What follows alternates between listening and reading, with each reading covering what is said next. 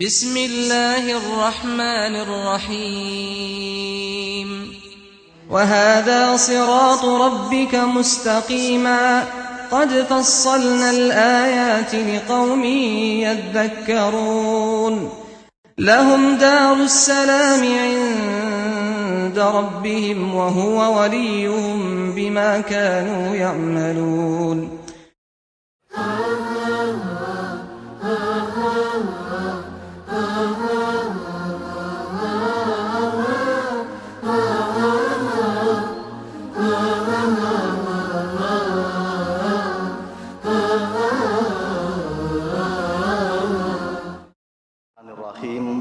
Assalamualaikum warahmatullahi wabarakatuh. Alhamdulillahirabbil alamin. Alhamdulillahil fattahil mannan lil fadli wal ihsan alladzi faddalal islam ala sairil adyan wa maha bi rasulihi ibadatal authan.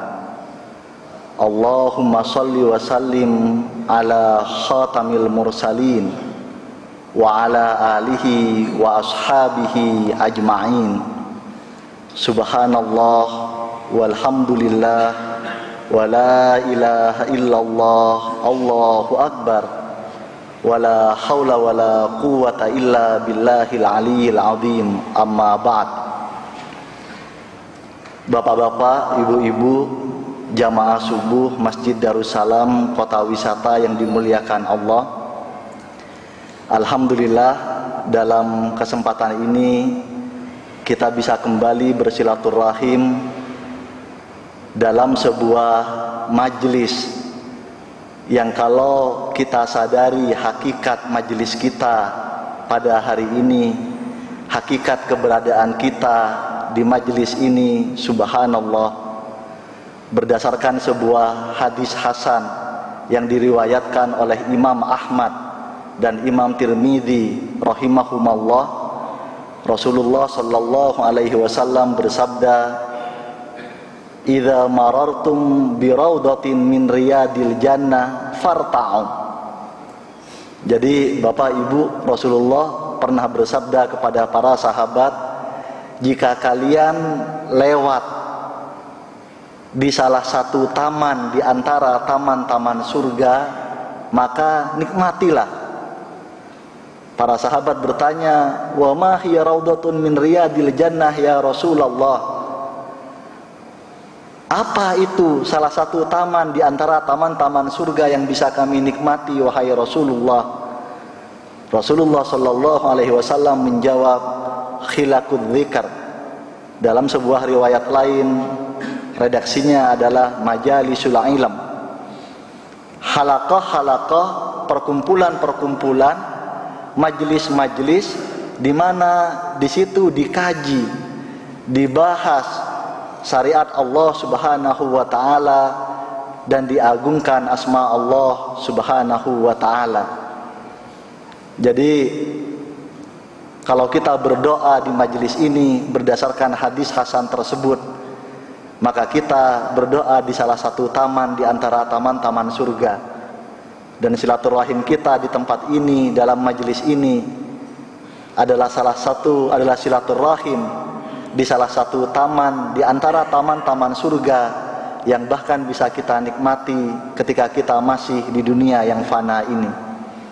Mudah-mudahan ini akan menjadi silaturahim yang istiqamah, yang berkelanjutan sampai kita bisa bersilaturahim di salah satu taman di antara taman-taman surga yang sebenarnya, yang abadi. Amin ya rabbal alamin. Para jamaah yang dimuliakan Allah, dalam kesempatan ini insya Allah kita akan mengkaji sebuah tema yang sangat mendasar, yaitu bagaimana kita berislam, menikmati keislaman kita sampai akhir hayat. Tema ini berangkat dari sebuah fenomena yang sangat sederhana sebenarnya, bahwa banyak di antara umat Islam, terutama di Indonesia, itu yang tidak menyadari betapa besar nikmat yang Allah karuniakan kepadanya dengan status keislamannya. Betapa sering kita semua mensia-siakan nikmat keislaman kita. Kalau kita merujuk pada firman Allah Subhanahu wa taala dalam surat Al-Baqarah ayat 272, A'udzu billahi minasyaitonir rajim, laisa 'alaika hudahum walakinnallaha yahdi may yasha. Allah Subhanahu wa taala berfirman, bukanlah bagianmu wahai Muhammad, bukanlah kewajibanmu wahai Muhammad untuk memberikan hidayah kepada mereka, walakinnallaha yahdi may yasha. Akan tetapi Allah lah, hanya Allah lah yang bisa memberikan hidayah kepada orang-orang yang dikehendakinya. Subhanallah, Bapak dan Ibu sekalian, kalau kita telaah betul frase terakhir dari ayat ini, potongan terakhir dari ayat ini, akan tetapi hanya Allah lah yang memberikan hidayah kepada orang-orang yang dikehendakinya. Subhanallah, kita ternyata termasuk orang-orang pilihan yang dikehendaki oleh Allah Subhanahu wa ta'ala untuk menikmati hidayahnya, yaitu dengan keislaman kita. Tapi pertanyaannya, betapa sering kita tidak menyadari agungnya nikmat ini, betapa sering kita mensia-siakan nikmat ini. Padahal kalau kita lihat hitungan manusiawinya, hitungan di atas kertasnya, kita ini siapa?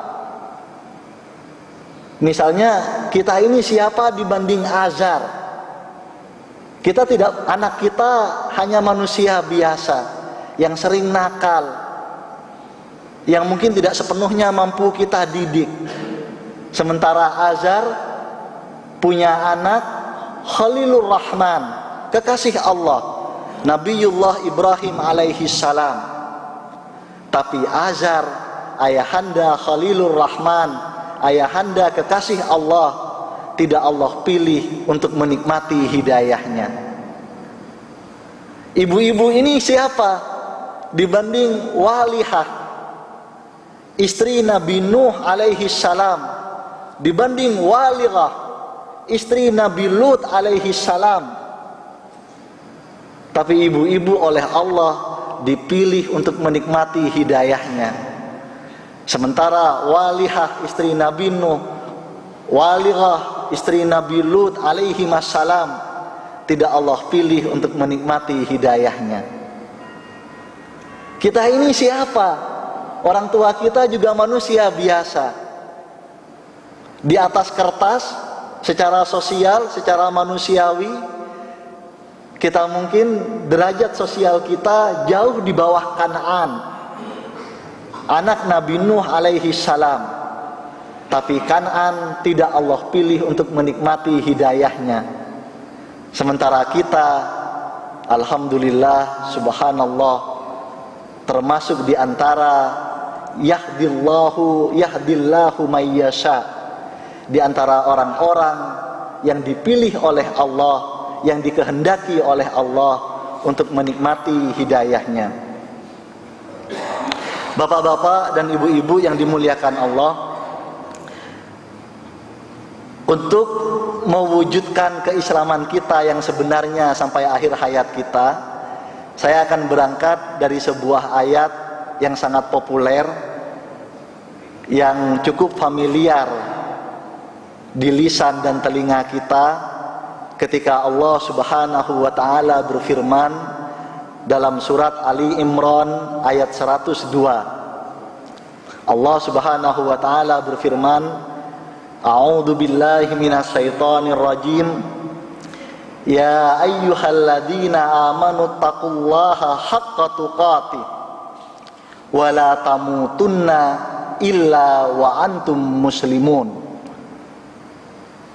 Firman Allah dalam Ali Imran ayat 102 ini, hai orang-orang yang beriman, bertakwalah kalian kepada Allah dengan sebenar-benar takwa, wala tamutunna illa wa antum muslimun, dan janganlah sekali-kali kalian mati, janganlah sekali-kali kalian meninggal, illa wa antum muslimun, kecuali dalam keadaan berislam. Para jamaah yang dimuliakan Allah, kalau kita lihat, kalau kita potong ayat ini dalam 3 bagian, maka potongan yang pertama adalah ya ayyuhalladzina amanu, wahai orang-orang yang beriman. Maka 2 potongan berikutnya sebenarnya adalah hadiah dari Allah untuk mereka yang termasuk dalam potongan yang pertama. Allah Subhanahu wa taala ingin memberikan kepada kita semua orang-orang yang dipilih oleh Allah, orang-orang yang dikehendaki oleh Allah untuk memperoleh hidayah dengan 2 hadiah. Yang pertama adalah haqqa tuqati, sebenar-benar takwa. Dan yang kedua adalah meninggal dalam keadaan husnul khatimah. Kalau kita perhatikan frasa ketiga dari ayat ini, potongan ketiga dari ayat ini, Allah sangat mewanti-wanti kita semua, jangan sampai kita tidak menikmati hadiah ini. Jangan sampai kita tidak mengambil kesempatan untuk menikmati husnul khatimah ini. Allah Subhanahu wa taala menggunakan redaksi yang sangat dalam dengan bahasa wala tamutunna illa wa antum muslimun, dan jangan sekali-kali kalian meninggal kecuali dalam keadaan berislam. Ini kita bedakan Bapak dan Ibu sekalian ya. Kalau misalnya kita berpesan pada anak kita, nak, tolong belikan gula di Alfamart. Ini perintah, nak, belikan gula di Alfamart. Tapi perintah ini redaksinya jauh lebih dangkal dibanding dengan kita mengatakan, nak, jangan sekali-kali kamu pulang kecuali kamu sudah membeli gula. Jadi Allah Subhanahu wa taala menggunakan 3 penekanan di sini. Pertama dengan jangan meninggal. Kedua dengan takkid sekali-kali, jangan sekali-kali. Kemudian dengan kata illa, kecuali. Jadi kalau kita mengatakan, nak, jangan sekali-kali kamu pulang kecuali membawa gula. Gimana Bu? Lebih dalam mana dengan kita dengan Ibu hanya mengatakan, nak, tolong belikan gula. Dengan perintah, nak, jangan sekali-kali pulang kecuali kamu bawa gula. Maka dengan frasa ini, dengan redaksi ini, Allah ingin menyampaikan kepada kita semua, jangan sampai kita tidak menikmati hadiah Allah untuk meninggal dalam keadaan husnul khatimah. Para jamaah yang dimuliakan Allah, para mufassir, para ulama tafsir menafsirkan haqqa tuqati, sebenar-benar takwa, itu paling tidak dalam 2 artian, dalam 2 makna. Yang pertama, haqqa tuqati adalah semaksimal kemampuan kita. Allah Subhanahu wa taala tidak meletakkan sebuah standar yang kaku, sebuah standar yang rigid agar kita itu bertakwa dalam level yang seperti ini, tidak. Tapi kapanpun, bagaimanapun kemampuan kita, maka kita harus melakukan ketakwaan itu dengan sebaik-baiknya. Kalau kita mampu sholat berdiri, janganlah sholat sambil duduk. Kalau kita mampu, kalau kita sedang sakit hanya bisa sholat sambil duduk, maka sebaiknya jangan sholat sambil berbaring. Itulah haqqa tuqati. Ada sebuah kisah, para sahabat sempat salah paham, Bapak dan Ibu sekalian, dalam memahami sebenar-benar takwa ini. Para sahabat di antara mereka saling curhat Di antaranya adalah sahabat Hanzalah. Hanzalah ini curhat pada seorang sahabat terkemuka lainnya, yaitu Abu Bakar As-Siddiq. Dia mengatakan, wahai Abu Bakar, kayaknya aku termasuk di antara orang yang munafik. Ini ada di Sahih Bukhari dan Sahih Muslim. Jadi riwayatnya muttafaq alaih. Hanzalah mengatakan kepada Abu Bakar, wahai Abu Bakar, aku kayaknya termasuk orang yang munafik. Kenapa kamu merasa begitu, wahai Hanzalah? Ternyata Hanzalah mengatakan, ketika aku sedang bersama Rasulullah di Masjid Nabawi, aku merasa seolah-olah aku sangat dekat dengan Allah Subhanahu wa ta'ala. Aku sangat merindukan surga, aku sangat takut neraka. Tapi ketika aku pulang ke rumah, ketika aku kembali ke pasar, aku sering lupa pada Allah Subhanahu wa ta'ala. Rasa rinduku pada Allah tidak sekuat ketika aku sedang bersama Rasulullah sallallahu alaihi wasallam. Bapak dan Ibu sekalian, Abu Bakar kaget mendengar curhat Hanzalah ini. Dan Abu Bakar mengatakan, ma'adzallah, aku berlindung kepada Allah wahai Hanzalah. Aku juga sama dengan kamu. Ternyata aku juga jangan-jangan termasuk orang yang munafik.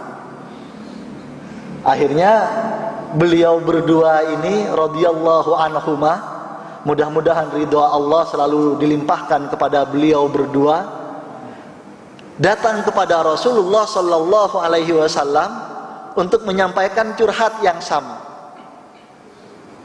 Ternyata Rasulullah sallallahu alaihi wasallam menjawab, wahai Hanzalah, seandainya imanmu tetap setebal, tetap sekuat, tetap sekualitas ketika engkau sedang bersamaku di masjid ini, maka pasti malaikat akan selalu memayungimu ketika engkau di jalanan, ketika engkau sedang di ranjangmu.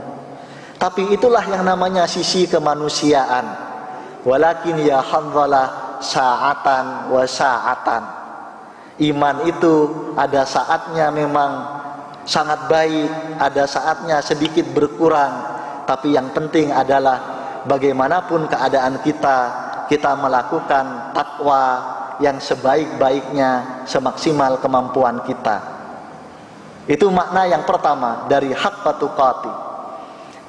Makna yang kedua dari haqqa tuqati menurut Imam Ibnu Katsir adalah, haqqa tuqati adalah kita lakukan dalam setiap tahapan kehidupan kita, dalam setiap saat kehidupan kita. Imam Ibnu Katsir menafsirkan ittaqullaha haqqa tuqati ay hafidu alal islam fi sihhatikum wa salamatikum litamutu alai. Imam Ibnu Katsir mengatakan haqqa tuqati itu adalah lakukanlah semaksimal keislaman yang kalian mampu dalam setiap saat kehidupan kalian.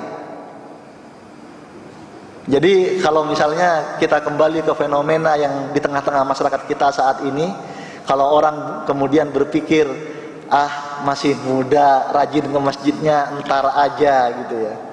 Atau kalau mahasiswa saya ada yang mengatakan di Universitas Al-Azhar Indonesia di Kebayoran, ada yang mengatakan muda berfoya-foya, tua kaya raya, mati masuk surga katanya. Jadi prinsip seperti ini bertentangan dengan makna haqqa tuqati. Karena kita diperintahkan setiap saat dalam kehidupan kita melakukan ketakwaan yang kita mampu. Para jamaah yang dimuliakan Allah, ada beberapa tantangan untuk melakukan haqqa tuqatih ini.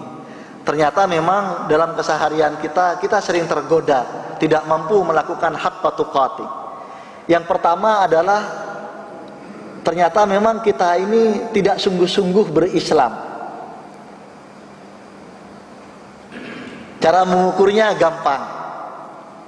Kira-kira dalam kehidupan kita sehari-hari, misalnya salah satu ukurannya, kalau kita mengutip firman Allah Subhanahu wa ta'ala, wa anfiqu fi sabilillah, dan nafkahkanlah oleh kalian di jalan Allah misalnya. Kita ukur diri kita masing-masing, seberapa sering kita itu menafkahkan di jalan Allah Subhanahu wa ta'ala. Bapak dan Ibu sekalian, kira-kira tiap hari kita pasti mengeluarkan dana untuk kebutuhan kita. Tapi pertanyaannya, apakah tiap hari kita juga mengeluarkan sebagian dari nikmat Allah di jalan Allah? Jangan-jangan kalau kita hanya setiap hari memikirkan kebutuhan kita, kita belum haqqa tuqati, kita tidak sungguh-sungguh dalam berislam. Maka agar kita bersungguh-sungguh dalam berislam, saya ingin share dua kiat, dua solusi. Solusinya adalah, pertama, kita usahakan istiqamah. Kita usahakan istiqamah. Karena sebaik-baik amal itu adalah madama wa in qalla. Adalah yang istiqamah, adalah yang berkelanjutan, adalah yang terus-menerus. Sekalipun itu tidak banyak. Subhanallah kalau kita bisa banyak dan seimbang dengan yang kita keluarkan untuk kebutuhan kita sehari-hari. Kalau misalnya kita tiap hari belanja, kita tiap hari beli bensin mungkin 50.000 tiap hari. Kenapa kita tidak menyisihkan 2,5% atau 10% dari bensin itu, 5.000 secara istiqamah kita infakkan di jalan Allah. Jadi solusinya untuk menunjukkan bahwa kita sungguh-sungguh berislam, kita perlu melakukan suatu amal yang itu di jalan Allah secara istiqamah. Atau kalau kita tidak mampu istiqamah, solusi yang kedua adalah kita seimbangkan antara yang kita keluarkan untuk keinginan kita, untuk hobi kita, dengan yang kita keluarkan sebagaimana anjuran Allah. Oke, kalau misalnya ada yang mengatakan, tapi itu kan kebutuhan Ustadz, kalau nggak beli bensin gimana berangkat ke kantor, kalau nggak beli bensin gimana beribadah, kalau nggak beli bensin nggak bayar tol gimana bekerja. Sekarang ukurannya adalah berapa banyak tiap hari yang kita keluarkan untuk hobi kita, untuk keinginan kita, bukan untuk kebutuhan kita. Kemudian kita bandingkan berapa banyak juga yang kita keluarkan sesuai dengan anjuran Allah. Paling tidak kalau tiap hari kita mengeluarkan sejumlah nilai, bukan semata-mata karena kita butuh, tapi semata-mata karena kita ingin. Tapi kita tidak mau mengeluarkan nilai yang sama, atau paling tidak setengah dari nilai itu sesuai dengan ajaran Allah. Jangan-jangan kita memang tidak sungguh-sungguh berislam. Tantangan yang kedua para jamaah yang dimuliakan Allah untuk haqqa tuqatih adalah kita sering membanding-bandingkan. Kita sering membanding-bandingkan ajaran Allah dengan ajaran manusia. Bahkan kita sering membanding-bandingkan perintah Allah, keinginan Allah dengan keinginan kita sendiri. Bapak dan Ibu sekalian, saya ingin share aja, misalnya ini ada salah seorang ustadz muda belum menikah curhat pada kami, mengatakan, Ustadz, saya sudah waktunya untuk menyempurnakan agama saya. Ada pilihan A, B, dan C. Menurut antum gimana? Akhirnya kami sampaikan, antum sudah tahu syariatnya. Antum silahkan, antum sudah tahu bahwa solusinya diantaranya mohon petunjuk kepada Allah lewat sholat istikharah. Tapi jawaban Ustadz muda ini apa? Jawaban Ustadz muda ini adalah, anak takut Ustadz, yang keluar di mimpi itu orang lain. Jadi nggak mau istikharah karena takut yang keluar di mimpi adalah orang lain. Kita seringkali begini, kita seringkali membanding-bandingkan keinginan kita dengan keinginan Allah Subhanahu wa taala. Dalam kesempatan lain ada seorang jamaah SMS, nelpon, awalnya SMS kemudian nelpon nanya, "Ustadz, gimana hukumnya menjual kue walaupun yang beli adalah seorang muslimah, tapi kayaknya itu untuk hadiah Natal?"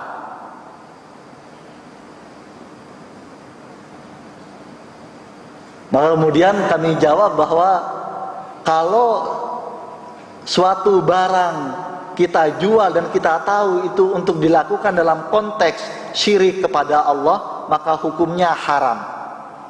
Ternyata bapak itu kemudian nelpon nanya, "Tapi istri saya sudah terlanjur nerima DP-nya, Ustaz." Akhirnya kami jelaskan bahwa hukum jual beli dengan non muslim pada dasarnya adalah halal. Karena Rasulullah juga pernah menggadaikan baju perang beliau pada orang Yahudi.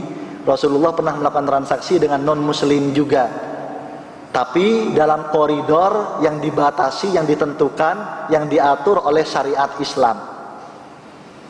Akhirnya bapak ini menyampaikan kepada istrinya masih gamang. Akhirnya kami tegaskan bahwa bapak sampaikan pada ibu, silahkan berdasarkan firman Allah Subhanahu wa ta'ala dalam berbagai ayat dalam Al-Quran, juga hadis Rasulullah Sallallahu Alaihi Wasallam, kalau kita kuantifikasi rezeki Allah yang halal itu ada 95%, sementara rezeki yang haram itu hanya 5%. Sekarang kalau istri bapak, ibu mau ngebela-belain sesuatu yang haram yang hanya 5%, naudzubillah min dzalik, ini kebangetan. Logika gampangnya bapak dan ibu sekalian, kalau ada dua peluang kerja, yang pertama gajinya 500.000, tapi kalau kita kerja di situ kita bakal musuhan sama orang tua.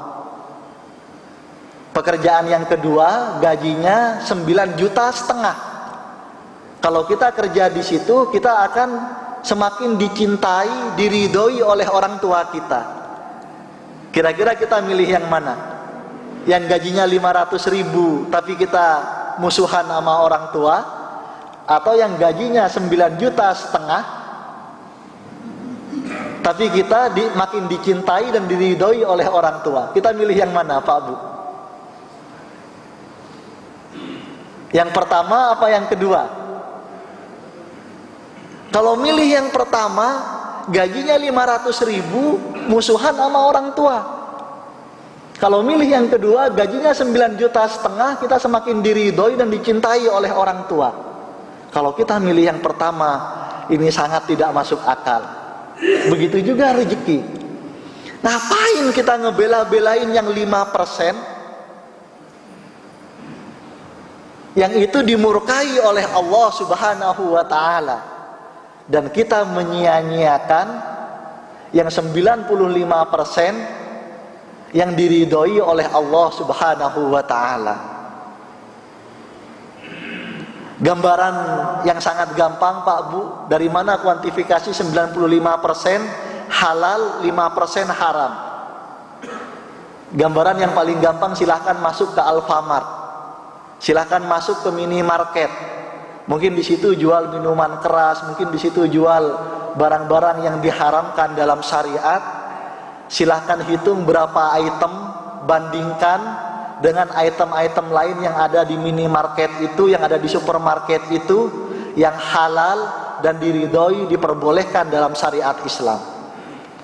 Jumlahnya sangat jauh. Silahkan bikin list pekerjaan-pekerjaan yang haram dan bikin list pekerjaan-pekerjaan yang halal, yang diridhoi oleh Allah. Jumlahnya juga sangat jauh. Tapi apa? Karena kita seringkali tidak sungguh-sungguh dalam berislam. Kita seringkali mengalahkan keinginan Allah, mengalahkan tuntunan Allah, mengalahkan ridho Allah, padahal itu jauh lebih luas daripada keinginan kita sendiri yang sangat sempit, yang sangat terbatas, yang sangat sesaat, yang sangat parsial. Naudzubillah min dzalik. Ini waktunya tinggal sedikit. Saya langsung masuk pada potongan yang terakhir. Berislam sampai akhir hayat, kemudian Allah tekankan dengan firman-Nya, wala tamutunna illa wa antum muslimun. Allah Subhanahu wa taala sangat mewanti-wanti kepada kita, jangan sekali-kali kalian meninggal kecuali dalam keadaan berislam.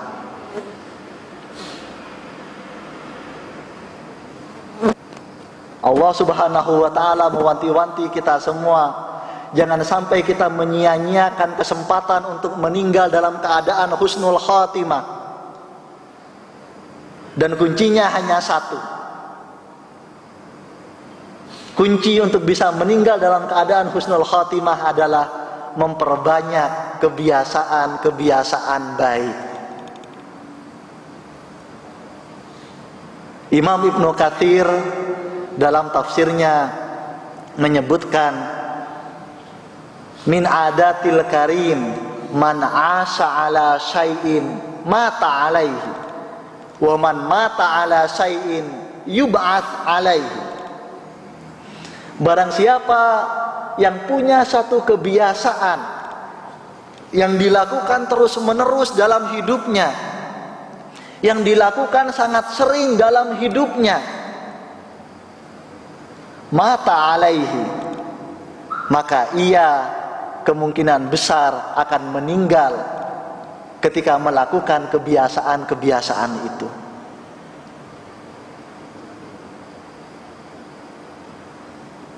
Para jamaah yang dimuliakan Allah, meninggal dalam keadaan husnul khatimah, ukurannya bukan ukuran sosial, ukurannya bukan ukuran materi, tapi diantara ukurannya adalah amal soleh, amal yang istiqomah kita lakukan dalam kehidupan dan keseharian kita. Betapa banyak orang-orang soleh. Di pesantren kami ada seorang supir, Allahumma ighfir lahu,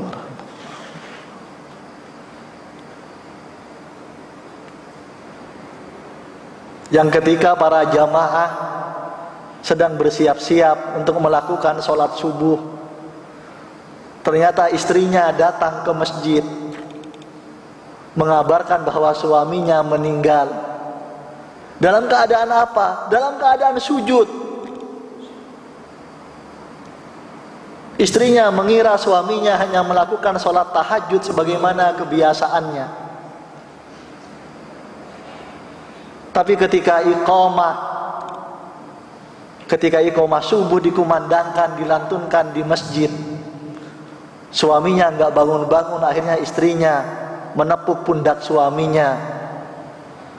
Allah Subhanahu wa taala memanggil beliau dalam keadaan terbaik, sebagaimana disebutkan dalam sebuah hadis sahih bahwa seorang hamba paling dekat kepada Allah Subhanahu wa taala ketika ia sedang sholat. Wa aqrabu ma ilaihi al-'abdu ila rabbi wa huwa sajid. Dan yang paling dekat kepada Allah ketika ia sedang sholat adalah ketika ia sedang sujud kepada Allah Subhanahu wa ta'ala. Agar kita bisa meninggal husnul khatimah, kiatnya hanya satu. Lakukanlah sebuah amal soleh yang secara istiqamah kita lakukan. Dan kita berdoa kepada Allah Subhanahu wa ta'ala seperti doa Rasulullah sallallahu alaihi wasallam, Allahumma ja'al khaira ayyami yawma alqaka fi. Di antara doa Rasulullah sallallahu alaihi wasallam, Bapak dan Ibu sekalian, adalah Allahumma ja'al khaira ayyami yauma alqaka fi. Ya Allah, jadikanlah hari terbaik dalam hidupku adalah hari ketika aku menghadapmu, adalah hari ketika aku dipanggil keharibaanmu, bukan hari ketika kita lulus S1, S2, S3, bukan hari ketika kita menikah, bukan hari ketika kita mencapai puncak karir tertinggi. Tapi doa Rasulullah adalah Allahumma ja'al khaira ayyami yauma alqaka fi. Hadis riwayat Baihaqi. Ya Allah, jadikanlah hari terbaik dalam hidupku adalah hari di mana aku menghadapmu, adalah hari di mana aku dipanggil keharibaanmu. Banyak orang-orang soleh Bapak dan Ibu sekalian yang Allah panggil sesuai dengan kebiasaannya. Ada seorang ulama di Mesir yang disebut dengan Mujaddidul Islam Al-Qarnil Ishrin, sebagai pembaharu Islam abad ke-20, yang beliau mendedikasikan hidupnya untuk dakwah. Ternyata Allah memanggil beliau selepas beliau berceramah menyampaikan tausiah di hadapan para ulama seluruh dunia dalam sidang Rabithah Alam Al-Islami. Subhanallah, betapa indahnya. Kalau kita punya kebiasaan membaca Al-Quran, Allah Subhanahu wa ta'ala memanggil kita ketika kita sedang melantunkan ayat-ayatnya, ketika kita sedang melantunkan kalam-kalamnya. Betapa indahnya ketika kalau Allah Subhanahu wa ta'ala memanggil kita keharibaannya ketika kita sedang bersedekah, karena itu adalah kebiasaan yang secara istiqomah kita lakukan. Ketika kita baru menunaikan sholat subuh, karena itu adalah kebiasaan yang sekian puluh tahun kita tunaikan dalam kehidupan kita. Wala tamutunna illa wa antum muslimun, dan jangan sekali-kali kalian meninggal illa wa antum muslimun, kecuali kalian dalam keadaan berislam. Man asha ala syai'in mata alaihi. Barang siapa yang punya suatu kebiasaan yang dilakukan terus menerus, dilakukan secara kontinu dan sering dalam hidupnya, mata alaihi, maka kemungkinan besar ia akan meninggal dalam keadaan kebiasaan itu. Demikian sedikit pengantar untuk materi pada hari ini. Kami persilahkan kepada pembawa acara atau langsung kepada jamaah sekalian. Barangkali ada yang bisa kita bagi kepada saudara-saudara kita di majelis ini. Barangkali ada yang ingin ditanyakan, yang mudah-mudahan bisa menambah keimanan kita semua, bisa memotivasi kita semua untuk semakin dekat kepada Allah Subhanahu wa ta'ala dan semakin memperbaiki keislaman kita. Kami persilahkan.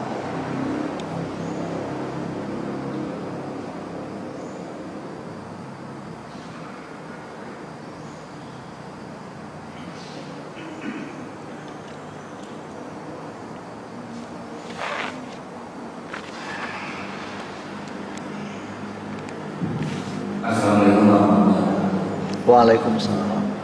Saya menanyakan dari poin belum bisa meninggal Jumat atau hari sekali. Saya pernah baca satu buku sebelumnya. Dari sini doi itu saya baca waktu itu hanya doi perang situ. Yang pertama yang kedua saya pernah baca itu satu ulama dulu yang masuk surga dia mengatakan dalam mimpi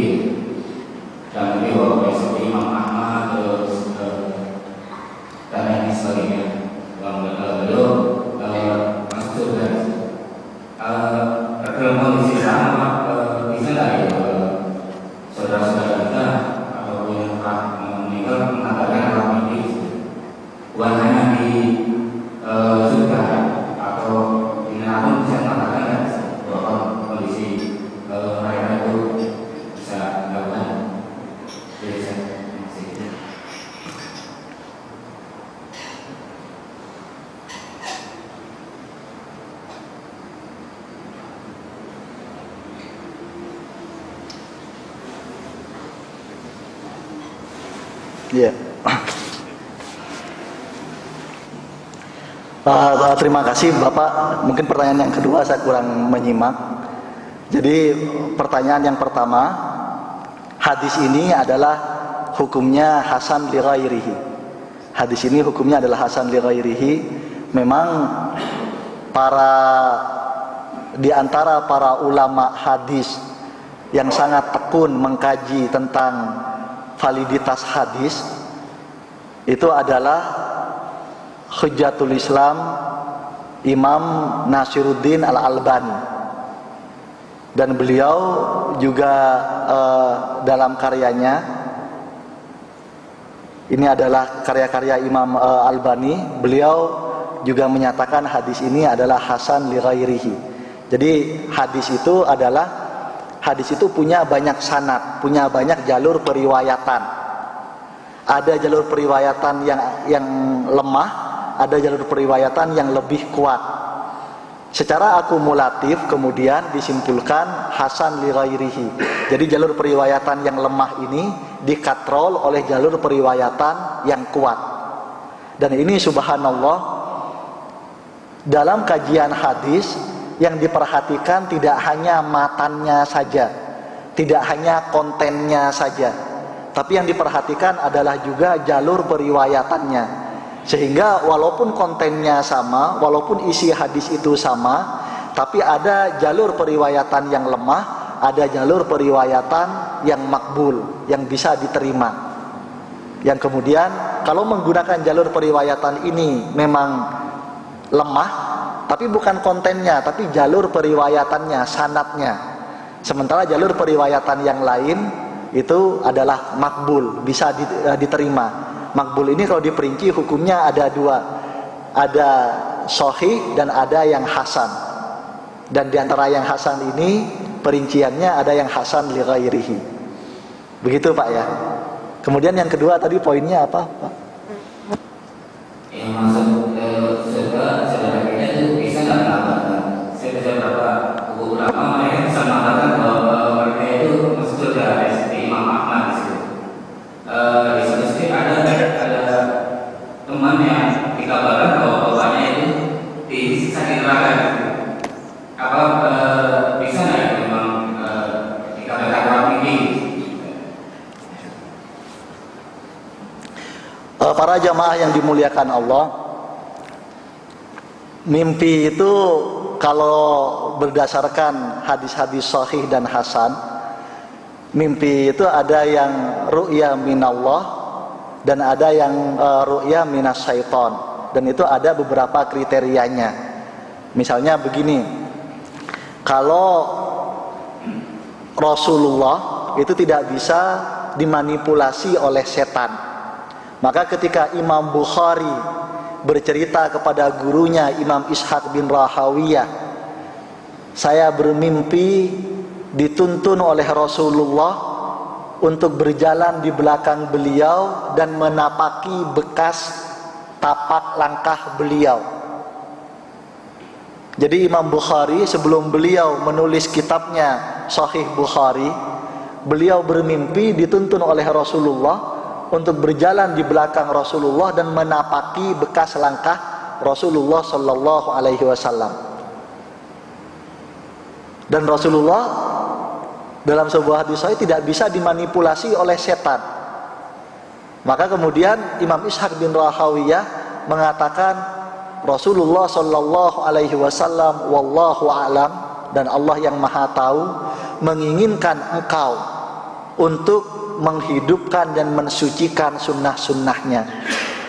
Dan itu kemudian yang menjadi inspirasi dan motivasi Imam Bukhari untuk menulis masterpiece-nya, magnum opusnya, yaitu Al-Jami As-Sahih min Sunnati wa Ayyami Rasulillah sallallahu alaihi wasallam, yang kita kenal sebagai Sahih Bukhari. Tapi masalah orang bermimpi dia masuk surga atau enggak, sebenarnya kalau kita merujuk pada sebuah hadis sahih, man mata wa akhiru kalamihi la ilaha illallah dakhalal jannah. Barang siapa yang meninggal dan kalimat terakhir yang keluar dari lisannya adalah la ilaha illallah, dakhalal jannah, maka ia pasti masuk surga. Jadi kalau kita muslim Pak, insya Allah kita masuk surga Bu. Tapi pertanyaannya adalah, masuk surganya adalah direct atau melalui proses dicuci dulu di neraka? Gitu Pak ya. Jadi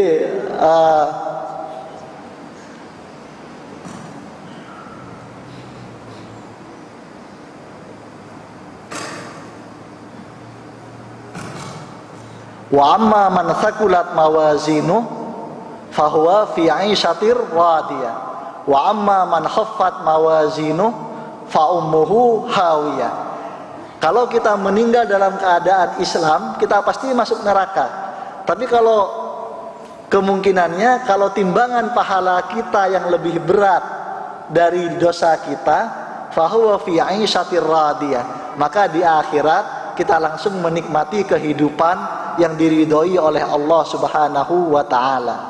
Wa amma man khaffat mawazinu, tapi barang siapa yang timbangan pahalanya lebih ringan dari timbangan dosanya, fa ummuhu hawiyah, maka kubangannya adalah neraka hawiyah.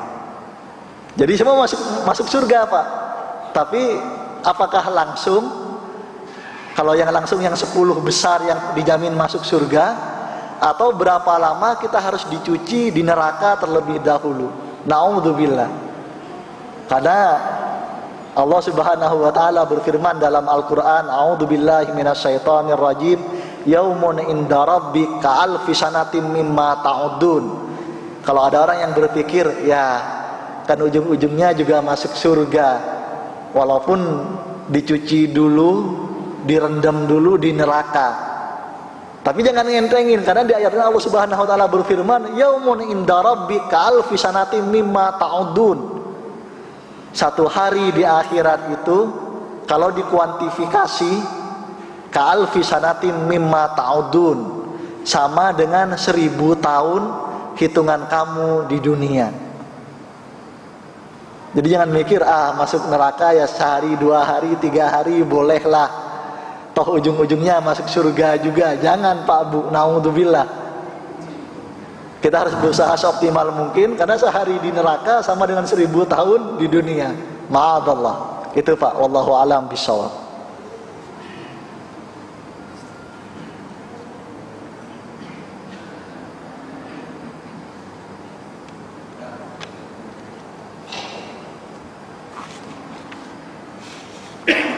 Assalamualaikum warahmatullahi wabarakatuh. Waalaikumsalam. Terima kasih untuk pertanyaan Ustaz. Kalau kita mendapati keluarga kita pada saat meninggalnya, kita tidak tahu meninggalnya dari jam berapa. Tiba-tiba begitu kita bangun tidur, kita lihat udah nggak ada nyawanya. Nah, pada saat dia meninggal itu kita juga nggak tahu pada pertanyaan Allah. Makanya kalau dibimbing, kita tahu dibimbing pada saat dia mengakhiri sakaratul mautnya, apakah ini juga sudah merupakan hidayah dari Allah bahwa dia termasuk Rasulullah Tuhan. Kemudian beberapa hari yang lalu saya menyaksikan di TV, itu ada beberapa orang yang meninggal pada saat sholat. Nah, saya tadi menjelaskan bahwa salah satu tanda harus khamimah itu jarinya dalam keadaan menunjuk. Kemudian Dalam keadaan apa Ibu? Nah, yang saya ingin tanyakan, pada saat meninggalnya itu dia dalam keadaan sholat tidak menghadap kiblat gitu. Nah, itu apakah termasuk yang husnul khotimah atau yang? Makasih.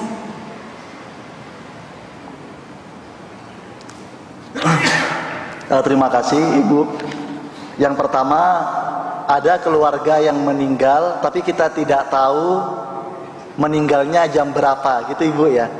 Sehingga kita bahkan tidak sempat untuk membimbing beliau, orang yang kita cintai itu, untuk mengucapkan kalimat tauhid, untuk mengucapkan kalimat thayyibah. Para jamaah yang dimuliakan Allah, itulah salah satu bukti keterbatasan kita manusia. Kita ini hanya tahu yang zahir, kita tidak tahu yang batin. Kita hanya bisa menilai yang terlihat oleh mata, tapi kita tidak mampu meraba, mengetahui banyak jutaan miliaran rahasia yang tidak Allah tampakkan dalam penglihatan dan pandangan kita. Jadi orang yang meninggal dalam keadaan husnul khatimah, insya Allah bentuknya banyak, Bapak dan Ibu sekalian. Kalau keluarga yang meninggal sempat kita tunggui, memang kewajiban kita untuk menuntun, membantu mengucapkan la ilaha illallah, atau mengucapkan syahadat asyhadu alla ilaha illallah wa asyhadu anna muhammadar rasulullah. Tapi berapa banyak, naudzubillah min dzalik, orang yang bahkan telah dituntun oleh keluarganya, oleh anak-anaknya, oleh saudara-saudaranya untuk mengucapkan kalimat thayyibah atau kalimat tauhid, tapi Allah tidak menggerakkan bibirnya sedikit pun untuk mengucapkan kalimat thayyibah dan kalimat tauhid itu. Jangankan dalam keseharian kita, Bapak dan Ibu sekalian, dalam riwayat sahih yang disampaikan oleh Imam Muslim, Rasulullah Shallallahu Alaihi Wasallam sampai berjibaku untuk menuntun pamanda beliau, Abu Talib bin Abdul Muttalib, orang yang sangat beliau sayangi, orang yang menjadi sandaran beliau dalam berdakwah selama ini. Ketika Abu Talib sedang sakaratul maut, Rasulullah datang ke rumah beliau. Ternyata di sana sudah ada sepupu Abu Talib yang lain, yaitu Abu Jahal dan Abu Umayyah bin Mughirah. Rasulullah SAW kemudian memegang tangan Abu Talib dan mengatakan, "Ya ammi, qul la ilaha illallah ashhadu laka bihi inda rabbi." Wahai pamanku, ucapkan la ilaha illallah agar aku bisa bersaksi, agar aku bisa membelamu kelak di hadapan Allah Subhanahu wa ta'ala. Ini Rasulullah, Bu. Bukan orang jalanan, bukan orang kroco-kroco kayak kita. Al-Mustafa, khairul anam, hamba pilihan, hamba terbaik, tapi berjibaku untuk menuntun pamanda beliau. Kemudian Abu Jahal mengatakan, "Atarabu an millati Abdul Muttalib ya Aba Talib?"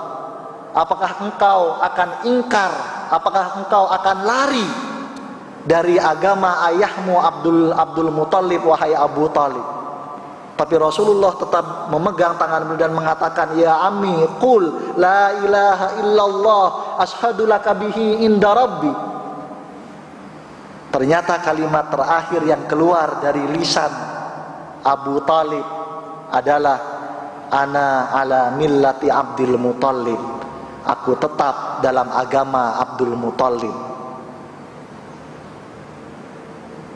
Naudzubillah. Jadi kita memang punya kewajiban untuk menuntun, tapi di situ ada banyak jutaan rahasia Allah yang di luar jangkauan kita.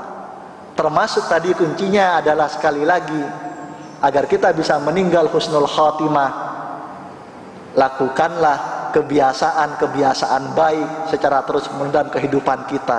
Mudah-mudahan Allah akan menuntun kita dalam keadaan amal soleh itu. Sebaliknya apa? Di antara rahasia Allah Subhanahu wa ta'ala, orang-orang yang meninggal bahkan dalam keadaan sedang tidur.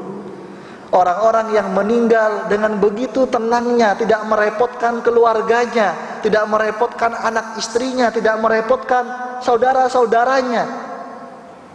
Tapi rahasia Allah siapa yang tahu? Allah Subhanahu wa ta'ala bisa saja mengutus malaikat untuk menuntunnya mengucapkan kalimat thayyibah dan kalimat tauhid sebagai akhiru kalam, sebagai ucapan terakhir yang keluar dari lisannya. Kita manusia yang terbatas tidak pernah tahu rahasia-rahasia seperti itu. Jadi ukurannya bukan apa yang tampak di mata kita, apa yang kelihatan di hadapan kita, tapi husnul khatimah sepenuhnya adalah ma bainal abdi wa baina rabbi, adalah apa yang terjadi di antara seorang hamba dengan Allah Azza wa Jalla. Itu ibu ya. Kemudian yang kedua, Bapak dan Ibu sekalian, ini kriteria-kriteria yang saya sampaikan di slide ini sepenuhnya saya bersandar pada hadis-hadis yang sahih atau hasan, paling rendah hasan li ghairihi. Termasuk ketika Rasulullah Shallallahu Alaihi Wasallam kemudian diantaranya adalah mengangkat jari telunjuk. Ada seorang sahabat yang ketika meninggal mengucapkan Allah, Allah, Allah, bukan dalam keadaan ketika sholat, tapi dalam posisi tidur, jarinya menunjukkan mengucapkan Allah, Allah, Allah. Dan itu yang terlihat di hadapan keluarganya, kemudian diceritakan kepada Rasulullah Sallallahu Alaihi Wasallam. Wallahu alam bishawab.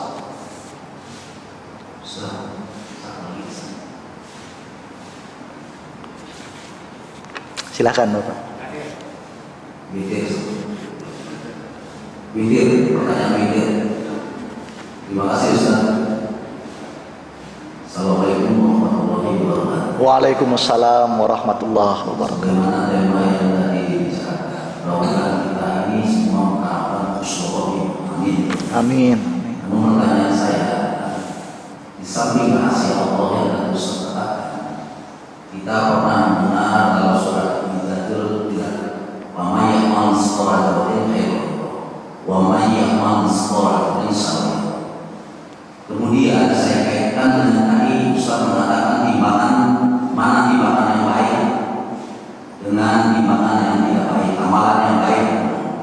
Seseorang semua pada dasarnya melakukan ibadah atau taat dalam perintah Allah dan larangan kontinus, tapi di akhir hayat rahasia Allah atau keramat kita tidak tahu, dia meninggal dalam keadaan su'ul khotimah.